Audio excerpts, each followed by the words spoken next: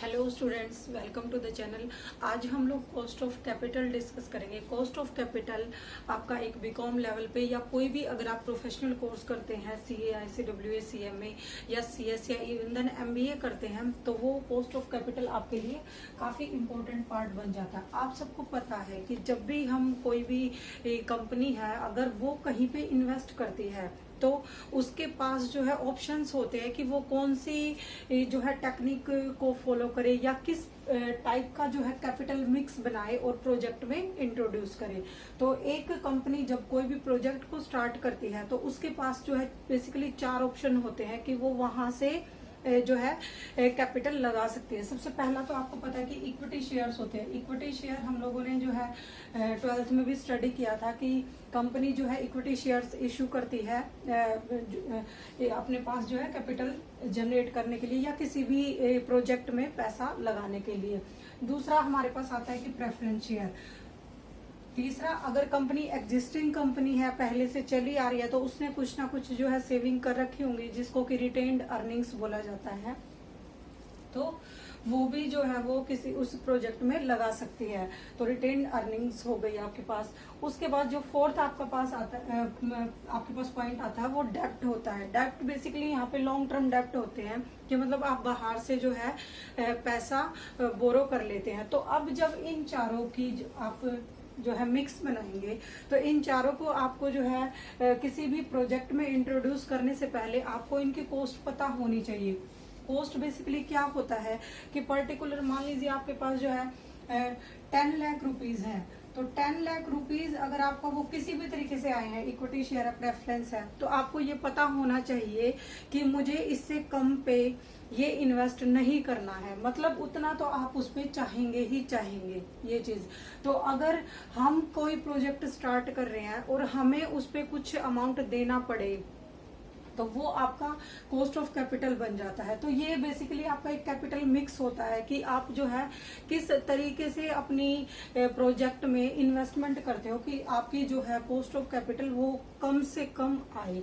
तो ये हमें कैलकुलेट करना होता है। अब मान लिया जैसे आप ये लगा लेते हैं कि आप किसी से जो है 1000 रुपीज बोरो करते हैं, अब शाम को आप उसे 1000 रुपीज ही वापस कर देते हो, तो यहाँ पर तो आपकी कोई भी कॉस्ट नहीं है। तो आपको जैसे आपने किसी फ्रेंड से लिया या किसी से भी लिया, 1000 रुपये आपने सुबह लिए, शाम को उसको 1000 वापस कर दिए, तो यहाँ पे इसकी कॉस्ट 0 है। लेकिन अगर आपने 1000 रुपये लेके और यहाँ पे उसको 1010 जो है वापस किए, तो ये 10 रुपये आपकी कॉस्ट हो गई। तो इस तरीके से हमें कॉस्ट कैलकुलेट करनी होती है। तो ये कॉस्ट जो इक्विटी शेयर पे अलग होगी, प्रेफरेंस पे अलग होगी, रिटेन्ड अर्निंग्स है उन पे अलग होगी, डेप्ट है उन पे अलग होगी। अब इसमें ये चीज समझेंगे हम लोग कि सबसे जो कम होती है वो डेप्ट पे होती है और जो सबसे ज्यादा होती है वो इक्विटी पे या रिटेन्ड अर्निंग्स पे होती है। पहले डेप्ट आ गया आपका, फिर जो है प्रेफरेंस शेयर होगा और फिर आपके इक्विटी और रिटेन्ड अर्निंग्स होगी। अब ये डेट पे कैसे होगा वो चीज हम लोग स्टडी करेंगे। उससे पहले कि हम कॉस्ट ऑफ कैपिटल क्यों कैलकुलेट करते हैं, हमारे लिए ये क्यों जरूरी है। तो कॉस्ट ऑफ कैपिटल जो है, सबसे पहले तो आपको किसी भी प्रोजेक्ट में इन्वेस्ट करने के लिए एक कैपिटल मिक्स बनाना होता है कि आप जैसे आपको 100% है, वो जो है हिस्सों में बांटना है कि आप 10% या 20% इक्विटी से लोगे, 20 प्रेफरेंस होगा आपका, बाकी जो है आपका 60 वो डेट होगा। तो इस तरीके से आपको एक कैपिटल मिक्स बना के चलना होता है। तो उसके लिए हमें कॉस्ट ऑफ कैपिटल कैलकुलेट करना जरूरी होता है ताकि हमें ये पता लगे कि हमारी जो कॉस्ट है वो कम से कम पड़े हमको। उसके बाद जो है कि हम कंपेयर कर पाए कि आपको इक्विटी सस्ता पड़ रहा है या प्रेफरेंस, या जो है डेट आपको कम पड़ रहे हैं। तो आपको अगर किसी भी फाइनेंशियल सोर्स का अगर कंपैरिजन करना है तो उसके लिए आप कॉस्ट ऑफ कैपिटल कैलकुलेट करते हैं। थर्ड जो आपका बेसिक पॉइंट आता है वो ये चीज है कि मान लिया कि मैनेजर जो है आपके कंपनी का जो मैनेजमेंट है वो किसी भी चीज की एस्टिमेट कॉस्ट 15% लगाता है। अब वही कॉस्ट अगर आपको एक्चुअल में 20 पड़ती है तो इसका मतलब ये हो गया कि आपकी जो मैनेजमेंट है वो इफिशिएंट नहीं है। तो अगर आपको अपने जो है कंपनी के मैनेजमेंट की इफिशियंसी पता करनी हो तो उसमें भी एक इम्पोर्टेंट फैक्टर होता है। तो इस तरीके से हम लोग जो है आज का हमारा जो बेसिक फोकस होगा कि हमें जो है इक्विटी पे या प्रेफरेंस पे या जो है आपके डेट पे, उन पे आपको जो है कॉस्ट कैलकुलेट करनी है। तो सबसे पहले हम एक चीज स्टडी करेंगे डेट के बारे में कि आपको ये पता चलेगा कि डेट हमें हमेशा सस्ता क्यों पड़ता है। तो अब आप एक चीज समझिए यहाँ पर,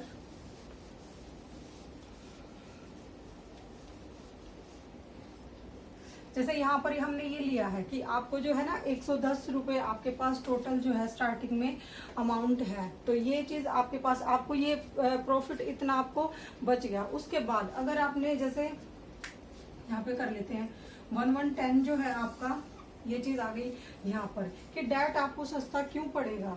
तो सपोज आपने यहाँ पे 10% जो है वो अमाउंट ले रखे है, तो सबसे पहले आप इंटरेस्ट दोगे यहाँ पे 10 रुपीज 100 जो है आपका वो चीज थी, उस पर 10% जो है टोटल आपके पास अमाउंट आ गया 1110 और यहाँ पे भी 1110 आ गया। मान लीजिए कि आपके पास जो है 100 है। स्टार्टिंग में जब हम कोई भी चीज करते हैं तो सपोज करके चल पड़ते हैं कि 100 पे हम उसको काउंट करेंगे। तो 100 पे मान लिया कि 10% जो है आपका इंटरेस्ट रेट था, तो यहाँ पे आपकी टोटल अमाउंट 1110 हो गई, यहाँ पे आपकी 1110 हो गई। फिर उसके बाद जो है आपने इस केस में यहाँ पर जब आपके पास डेट है, यहाँ पर जब नहीं है डेट आपके पास, तो यहाँ से आप इंटरेस्ट निकालोगे तो यहाँ पे आपका नील हो जाएगा। ये 100 आ गया आपके पास, ये 110 आ गया। उसके बाद कंपनी का ये जो है प्रॉफिट बिफोर टैक्स आ गया, पीबीटी आ गया आपके पास।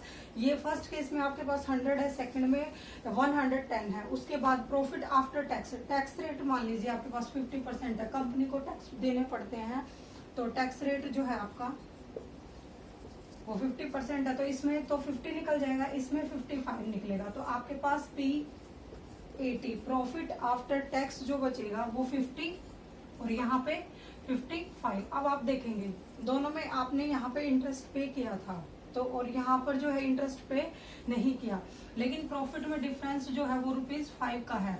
ऐसा इसलिए होता है क्योंकि आपने यहाँ पे इंटरेस्ट जो पे किया है उस पे आपकी टैक्स सेविंग हो जाती है।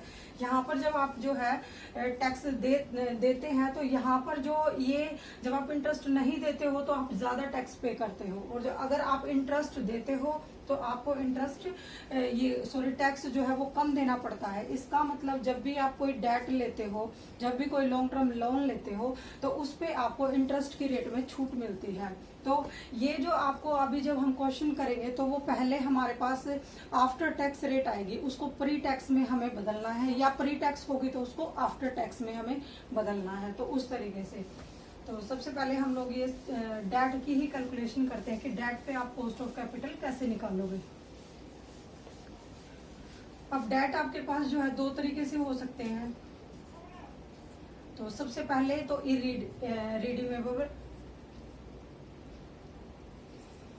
इरिडीमेबल क्या होता है कि जिनकी आपको रिडेम्पशन का पता ही नहीं होता कि कब हमें वो वापस करना होता है। ऐसा होता नहीं है रियल में, लेकिन ये जस्ट एक कंसेप्ट है कि कोई भी चीज जैसे डेट है आपके या प्रेफरेंस शेयर है वो इरिडीमेबल है या रिडीमेबल है। तो रिडीमेबल क्या होता है कि इनका टाइम पीरियड आपको पता होता है कि हमें ये 5 साल बाद या 7 साल बाद जो है वो वापस करने होते हैं। तो सबसे पहले केस में देखते हैं कि अगर आपके पास जो है इरिडीमेबल जो है, जिसको आपको पता ही नहीं है कि आपको कब वापस करना है, तो उनके केस में देख लेते हैं कि आपके पास तो आपको जो है इसको हम जनरली कॉस्ट ऑफ कैपिटल को के से डिनोट करते हैं।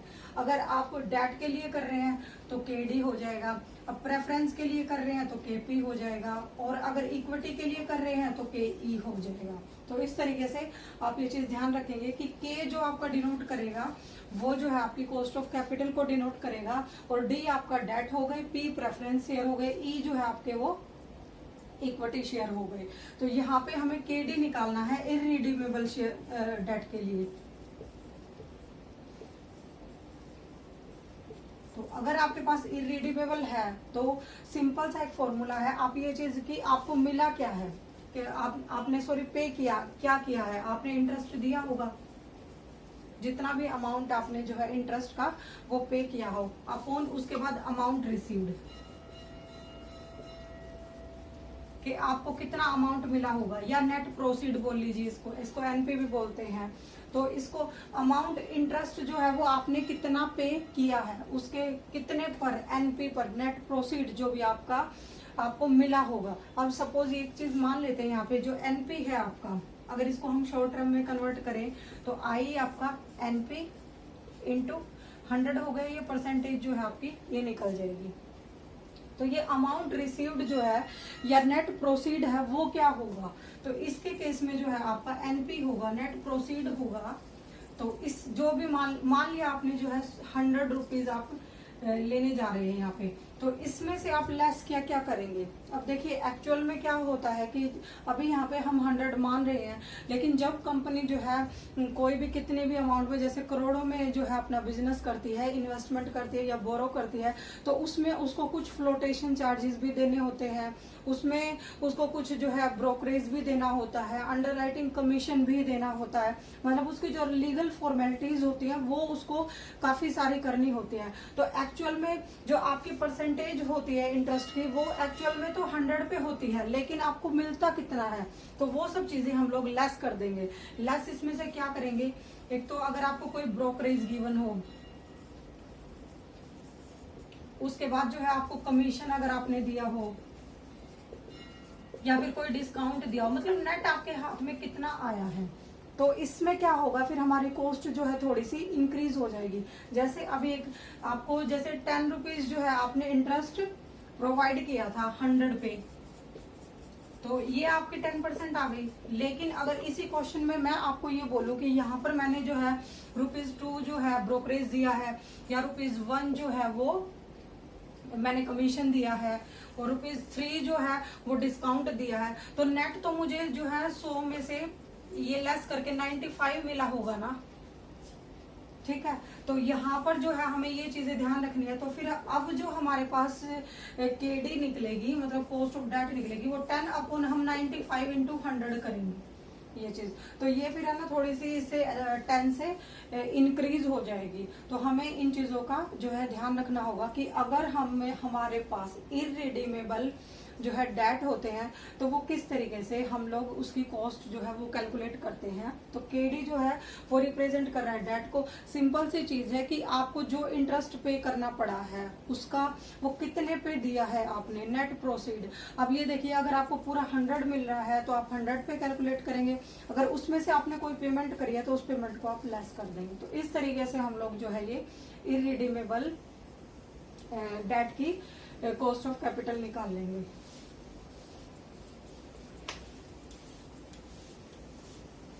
अब आपको टैक्स का ये चीज बताई थी कि जैसे आपको जो है ये 10% आपकी अगर रेट पड़ी है आपको, अगर हमें इसको आफ्टर टैक्स निकालना हो, क्योंकि टैक्स का भी आपको बताया था कि टैक्स का आपको जो है इंटरेस्ट का आपको बेनिफिट मिलता है कि उससे आपका जो है टैक्स जो है वो आपको ज्यादा पे करना पड़ेगा। अगर आप इंटरेस्ट दे रहे हैं तो आपको टैक्स कम देना पड़ेगा, नहीं दिया तो आपको टैक्स का जो है ज्यादा पेमेंट करनी पड़ेगी। उससे आपके इंटरेस्ट पे करने से आपके प्रॉफिट कम हो जाते हैं, तो उस पे जो है टैक्स आपका फिर कम लगता है। तो अगर आपको ये चीज आफ्टर टैक्स निकालनी हो, मान लिया कि आपका 50% है, तो आप इसको 1 - t कर देंगे टैक्स रेट। तो 10 का जो है 1 - आप जैसे 50% था तो ये 10 का जो है 5% निकल के आ जाएगा, मतलब टैक्स रेट आपका हाफ हो जाएगा। अब ये टी की रेट जो है जरूरी नहीं है 50 और 40 भी हो सकती है, 30 भी हो सकता है, कुछ भी है। तो आपको ये टी जो है आफ्टर टैक्स अगर कैलकुलेट करनी है, क्वेश्चन में आपको जैसे भी बोला गया है, तो आप उस तरीके से ये चीज लेस कर देंगे। उसके बाद हमारे पास सेकंड पॉइंट क्या आता है कि ये तो हमारी थी इरिडीमेबल के लिए। तो अगर हमारे पास रिडीमेबल, अगर आपको रिडीमेबल डेट, तो हम लोगों ने जो अभी आपने इरिडीमेबल डेट की जो है उसके केडी के बारे में स्टडी किया था कि हम जो भी अमाउंट जो है इंटरेस्ट जो है वो प्रोवाइड करते हैं, जितना हमको नेट प्रोसीड मिलता है इंटू 100, फिर उसके बाद हमारे पास ये जो रेट आता है हम इसको जो है आफ्टर टैक्स में कन्वर्ट कर लेते हैं। तो इस तरीके से अगर आपके पास, अगर आपको रिडीमेबल डेट दिए हुए, रिडीमेबल डेट दिए हुए, तो हम उसका कैलकुलेशन केडी कैसे करेंगे।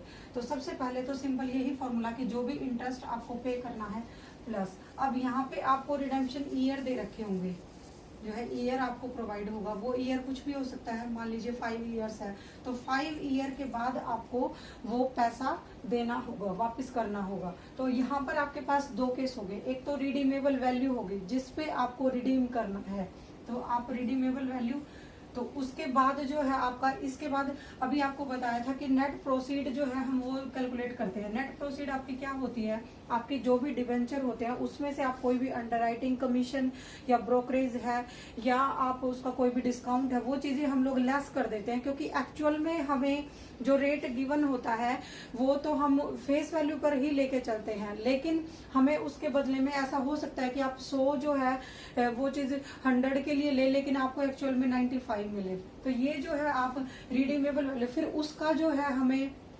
वो भी तो हमें देखना होता है ना कि हमने, क्योंकि पे तो किया है, करेंगे हम 100 के हिसाब से, लेकिन एक्चुअल में हमें जो है वो 95 या जो भी मिला है, तो नेट प्रोसीड आपको कितना हुआ है। फिर हम इसको ओवर द ईयर डिस्ट्रीब्यूट करेंगे। ओवर द ईयर मतलब जैसे 5 ईयर के लिए है तो 5 ईयर में, 7 ईयर है तो 7 में, तो यहाँ पे एन आ जाएगा, मतलब number of years in redemption. और उसके बाद जो है, अब ये पहले तो हम नेट प्रोसीड पे लेते थे, लेकिन अभी हमें यहाँ पे जो है रिडीमेबल वैल्यू और नेट प्रोसीड का एवरेज लेना है, एवरेज कॉस्ट आपको कितनी पड़ेगी। तो RV redeemable value plus NP by 2 into 100, ये आपका परसेंटेज में कन्वर्ट करने के लिए।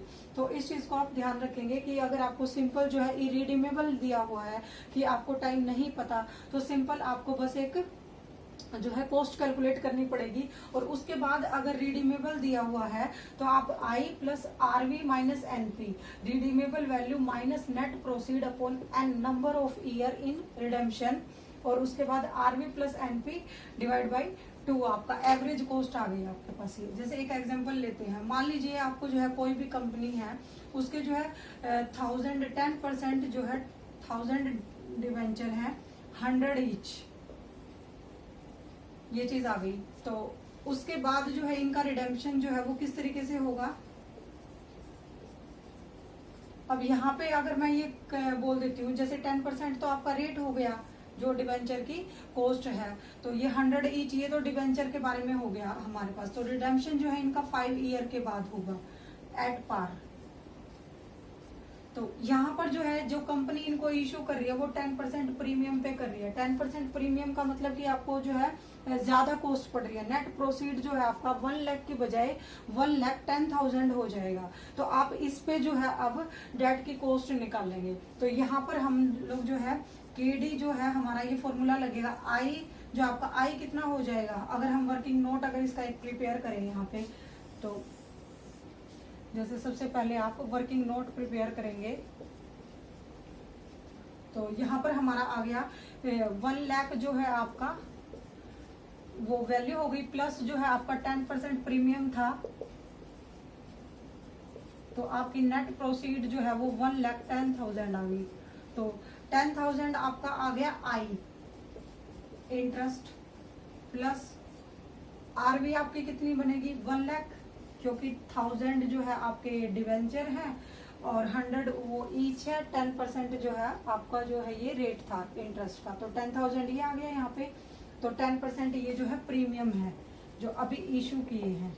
तो सबसे पहले तो आप 1000 जो डिवेंचर है उसको 100 से मल्टीप्लाई करके उसमें 10% प्रीमियम ऐड कर देंगे, तो आपके पास जो है नेट प्रोसीड कितना आ गया 1,10,000। 5 ईयर्स में जो है आपको रिडीम कर रहे हैं, अपॉन में आपका आ जाएगा 1 lakh plus 1,10,000 divided by 2 into 100, ये आपका जो है एवरेज कॉस्ट आ गई आरवी प्लस एनपी बाई 2। तो इस तरीके से जब हम इसको सॉल्व करेंगे तो 10,000 माइनस 2,000 आ जाएगा आपका, और ये आपके पास आ जाएगा 105, ये चीज आ जाएगी। तो फिर ये जो है ये हट जाएगा, तो ये चीज आ जाएगी आपके पास। तो 8,000 डिवाइडेड बाई 1050, तो ये आपके पास आ जाएगा 7.63%।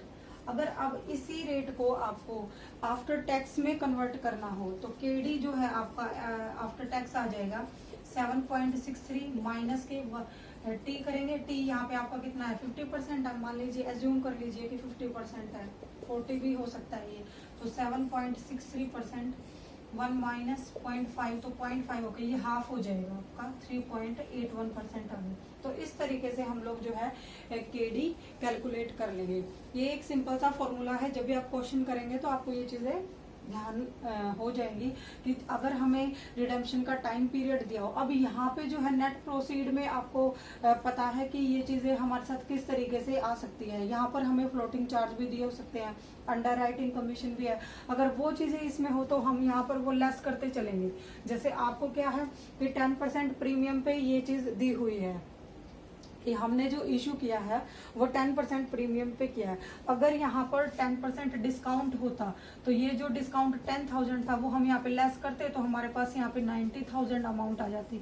फिर उसके बाद क्या होता है कि इसमें जो है आपको 2% जो है फ्लोटिंग चार्ज या अंडर राइटिंग कमीशन, ब्रोकरेज या प्रिंटिंग वगैरह का कोई भी एक्सपेंस दिया हो तो वो चीज हम इसमें से लेस कर देंगे जो भी अमाउंट आएगा। फिर आपके पास यहाँ पे निकल के आएगा नेट प्रोसीड। तो इस तरीके से हम लोग इन चीजों को ध्यान में रखेंगे। तो आपका जो है ये डेट की कॉस्ट कैसे निकालते हैं वो अभी आप एग्जांपल करके देखेंगे। इसके बाद जो आपका टॉपिक आता है वो है कि अब हम प्रेफरेंस शेयर की कॉस्ट कैसे निकालें।